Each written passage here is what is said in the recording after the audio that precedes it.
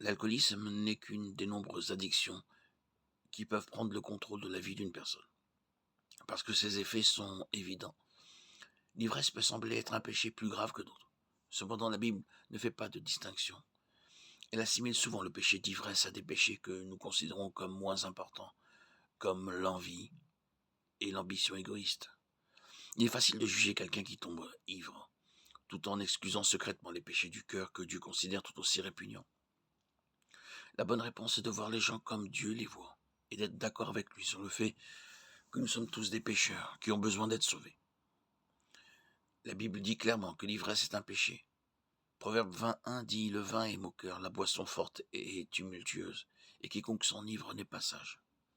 Éphésiens 5,18 dit: ne vous enivrez pas de vin, mais soyez remplis du Saint-Esprit. Il est intéressant de noter que ce verset contraste la puissance de l'alcool avec la puissance du Saint-Esprit. Il dit que nous voulons être contrôlés par l'Esprit de Dieu. Si nous désirons l'être, nous ne pouvons pas être également contrôlés par l'alcool. Les deux ne peuvent pas régner simultanément. Lorsque nous choisissons l'un, nous éliminons l'influence de l'autre. En tant que chrétiens, nous devons toujours marcher selon l'Esprit. Galates 5,16. Romains 8,1. Mais je dis marchez selon l'Esprit, et vous n'accomplirez pas les désirs de la chair.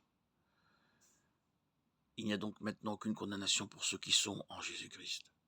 Ainsi, l'ivresse pour un chrétien n'est jamais une option en aucune occasion, car il n'y a aucune occasion où nous ne devrions pas marcher selon l'Esprit. Comme toute dépendance.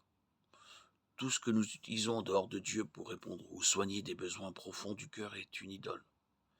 Lorsque nous comptons sur nous-mêmes, sur quelqu'un d'autre ou sur quelque chose d'autre pour répondre à nos besoins de valeur, de mérite ou d'importance, nous avons érigé une idole qui prend la place du vrai Dieu dans nos vies. Dieu le considère comme tel et a des mots durs pour les adorateurs d'idoles. 1 Corinthiens 12,1, Exode 23. Vous savez que lorsque vous étiez païen, vous vous laissiez entraîner vers des idoles muettes, selon qu'on vous conduisait. Tu n'auras pas d'autre Dieu devant ma face. Exode 23, 34, 14.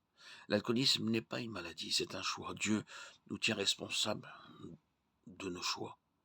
Les disciples de Christ devraient s'efforcer d'aimer leur prochain comme eux-mêmes, quels que soient les problèmes ou les dépendances que ce prochain peut avoir.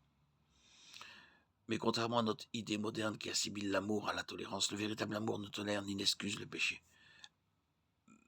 Même le péché qui détruit quelqu'un. Permettre ou excuser la dépendance à l'alcool chez quelqu'un que nous aimons, c'est participer tacitement à son péché.